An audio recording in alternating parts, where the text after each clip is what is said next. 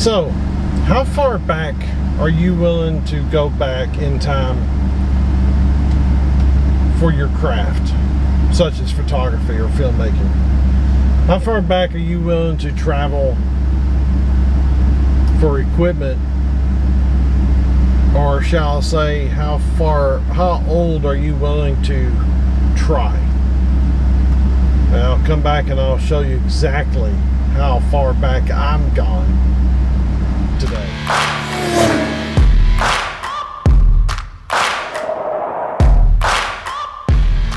Now, I'm not scared to go back as far as I can and learn new formats. Now,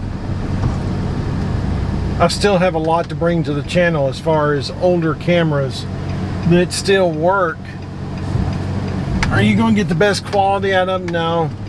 Are you going to get top of the line video out of them? Probably not. Are you going to get top of the line photos out of them? Probably not. But they'll probably look pretty dad blame decent. Matter of fact, I got the next camera I think I'm going to bring to the channel actually on a first roll, but I've actually been shooting for quite a while, but it's going to be a first roll for you guys, is the first Sony digital DSLR, or actually SLR. So how far back would you be willing to go to, say, shoot 35mm? Well, let's get back to the studio and I'll show you. Alright, so we're back in studio. And so how far would I go back tech-wise to do photography? This far back. This is a Yashica 35mm camera. Now, my example, I just realized this on the back of the case. I don't know if you can see it right there. It says made in Japan. So my example is, and I'm really gonna have to work on the case, I think, more than I am the camera. That's the scary part, is I was afraid that, you know, the camera was gonna be totaled out or something. But the case has probably got more nicks and dings and divots, but it may, you know, now that I look at it, that's the way it does. Never mind. I was getting kind of nervous that this did this, but I think that's the way the case does, is this flips up like that. Makes sense now that I look at it. But, so here's the camera. I'm going to show you some different views of it. I'm going to take the bottom case off. Yeah, I like how it uses, this is an old case, I like how it uses the bottom thread to mount the case on. Good solid leather case. I'm going to do a little bit of work on the case, but I'm not going to do much. I'm going to let some of the nostalgic stay there, you know what I'm saying? But, so anyway, I ended up with a really clean version of this camera. What scares people a lot with this camera is trying to find a battery. Now, what I have found to make it work, and I actually got this off of a website. If I can find the website again, I will link it down below to this battery combination, because it works. Now, a lot of people, it depends on where you see it, say that the because the original batteries that came in these things were mercury batteries, which you can't get anymore. It's against the law, all that good stuff. What they say is the lithium batteries of today don't work, doesn't make the automatic shutter work like it's supposed to. Now, I don't know how true that is. We'll play with it and see. But my combination was a CR123 and one of these. And this is a CR1. Or it's also a 1/3 N high capacity, 170 milliamp, 3 volt. But CR1, you'll see right there on the package. I'll let you see all the other model numbers and stuff like that. Like I said, I didn't come up with this. I came up with all this on online, because when I first got it, I got it for super cheap. I'm not going to disclose where, because I use it a lot of times to get cameras that I want to mess with off of this website. But it's not KEH either. I use KEH quite a bit to buy cameras to mess with and lenses, but I didn't get this one from there. But you'll see right there, it's a Yashica G series. The G series came out in 1968, so I am 53 years old. I was born in 1969. This camera came out a year before I was born, so it's 54 years old. Best I can tell, everything works, right down to the light meter and all, because like I said, I came up with the combination, and right there is your battery door or screw. You take that out, and the first thing you would see would be one of those little button batteries. The next thing you would see is the CR123, so they're stacked. But I know the light meter works, because it should come on here. Yep, see? It says I'm shooting too slow. Film speeds, according to this, right here's the little dial for the film speeds. You can go down from 12 all the way up to 500 speed film. Now, I normally shoot anywhere from 2 to 400. Might pick up 100 speed film to see what it would do in this. Now, I will say this too. This camera is best suited for daytime, daylight photography or super bright indoor photography. Not made for super dark concert style photography at all. This is a rangefinder. Now, how rangefinders work, lens is right there, right? Well, your peephole is on the side here, and it does not use the lens for the peephole. You actually have markings on the inside. I don't know if I can get the camera to see that or not, but you can see those markings on the inside. That's how you frame up your shot.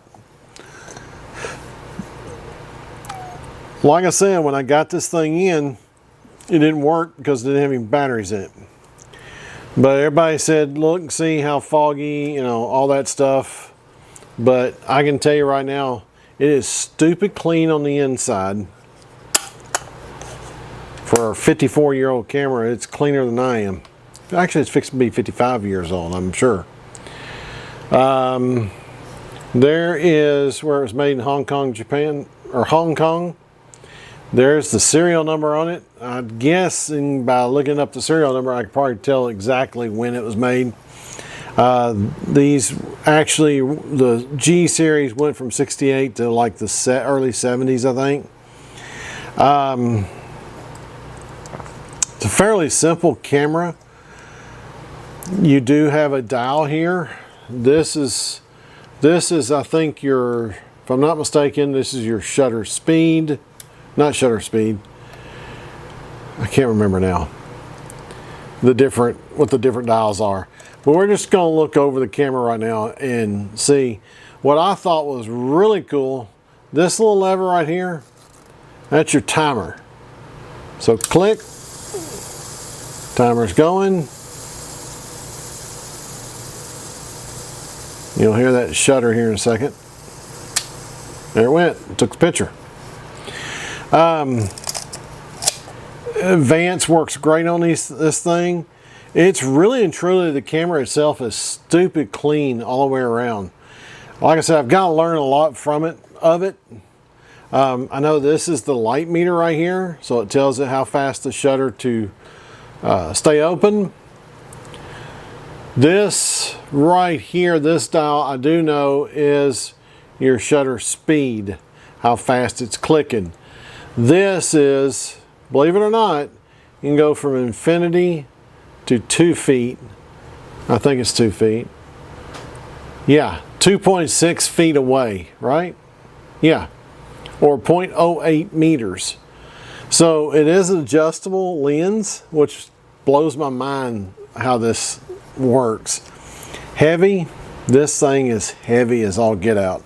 I couldn't imagine taking this thing through jungles or whatever, wherever you might have been photographing with it and lugging this thing around.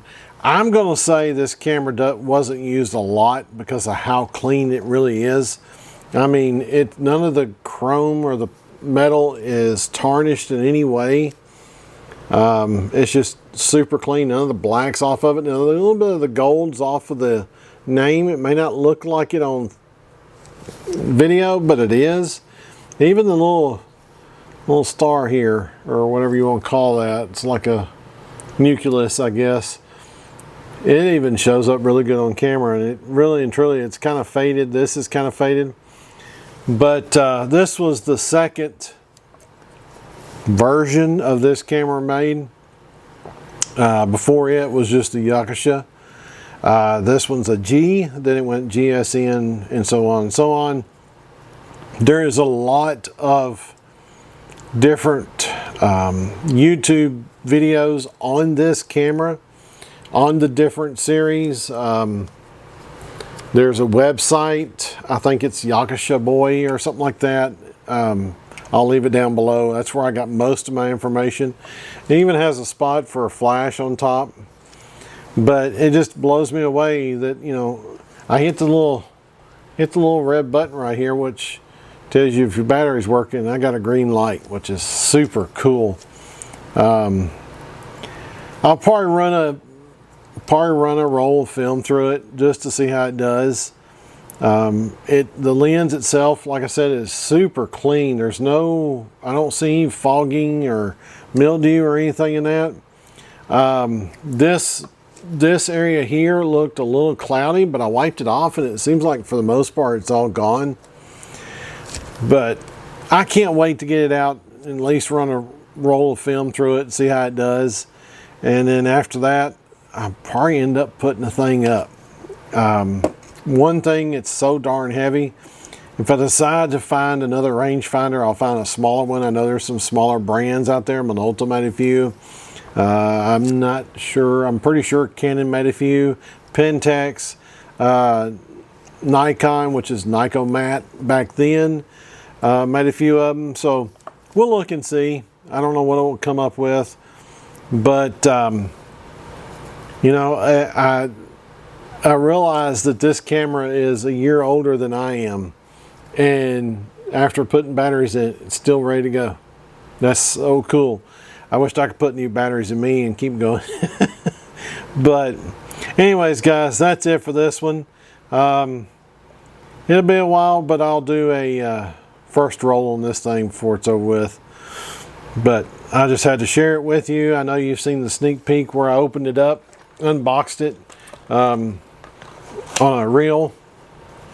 But super cool camera from the 1960s. The late 60s anyway. So how old of a camera have you got? Let old MTO Productions know what kind of old camera you have sitting around that works, that you actually might use from time to time. Mine is a 1968 Yashica from Japan. That's it for this one, guys. I appreciate you watching. Make sure you hit that like button, the subscribe button, hit that bell notification so you'll know when I put out another video. May not have one out this next week, but I will have one out soon. I appreciate you watching. Go shoot something, go film something, and post it somewhere.